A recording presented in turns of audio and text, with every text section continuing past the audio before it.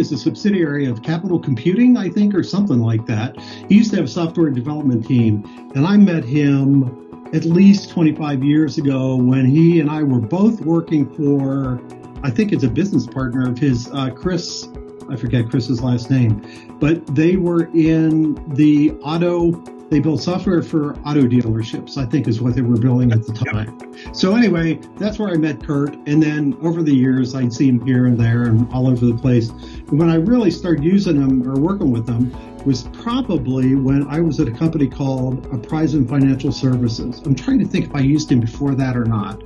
I think I may have, but I don't remember. Oh, yeah, I did. I started using him when I worked for a company up in Marion called United Church Homes, and they are a organization that owns nursing homes in this part of the country. So anyway, I called Kurt. I was having a disaster, network disaster. I called Kurt up and said, hey, can you help me? And he said, yeah, absolutely, I can. And he and my favorite person on earth, Anthony DeMichael, got on it and, helped me through some really rough spots. We were acquiring another nursing home, some other properties, had to do a bunch of integration stuff. I had started with a Cisco-approved vendor who really just kind of screwed everything up, and Kirk came in and kind of saved my butt on that deal. And Anthony worked, very closely with me. And then I moved from there to Prevalent Financial Services, and it was the same kind of a deal. We were trying to move to a data center from an on-premises solution. Anthony helped me with that, as well as telephony integration and a move from, kind of on-premises solution for telephony to something at Expedient, as well as moving all of our servers to new virtual machines at Expedient. And then most recently at Otterbein, I was working with Kurt a little bit, and then on March 9th, 2020, we had a ransomware attack.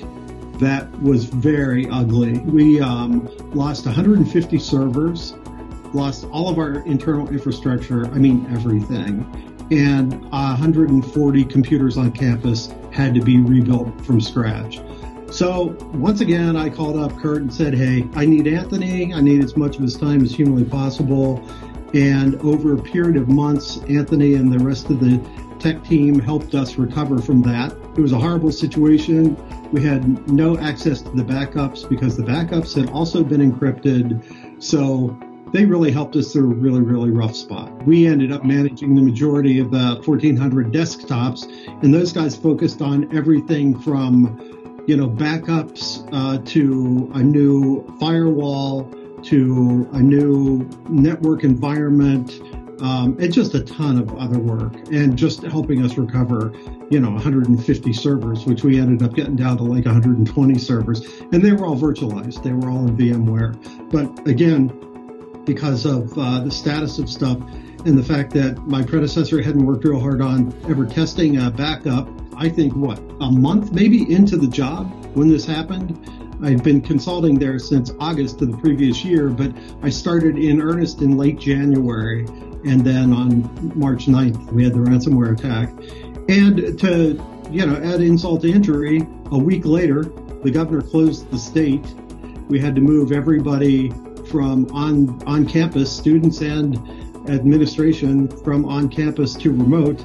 And they also helped us figure out how to get that done and set up the environments for us to give everybody, all the administrative staff, remote access in a safe manner. So they've just done a ton of work for me, and they are my go-to people when it comes to, moving targets and disasters.